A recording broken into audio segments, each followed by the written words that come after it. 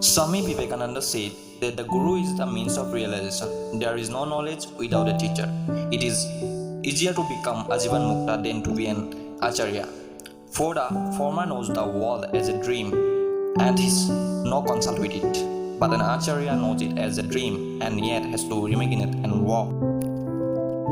It is the knowledge of the spirit of the scripture alone that constitute the true religious teacher. গতিকে আজি এই শিক্ষক দিৱসত মোৰ এই বিশেষ নিবেদন শিক্ষক দিৱস।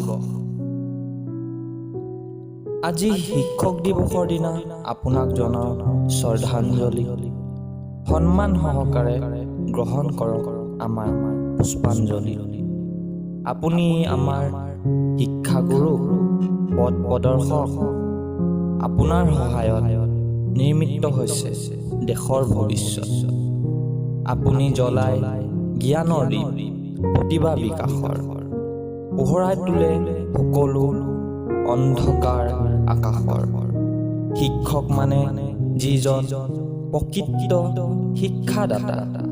শিক্ষক মানে পিতা মাতাৰ পিছত দ্বিতীয় পিতা মাতা। শিক্ষক মানে এনে এটা জীৱন আদৰ্শৰ অখণ্ড। শিক্ষক মানে এটা জাতিৰ শক্তিশালী মেৰুদণ্ড। আপুনি দূৰ কৰে আমাৰ মনৰ অন্ধকাৰ।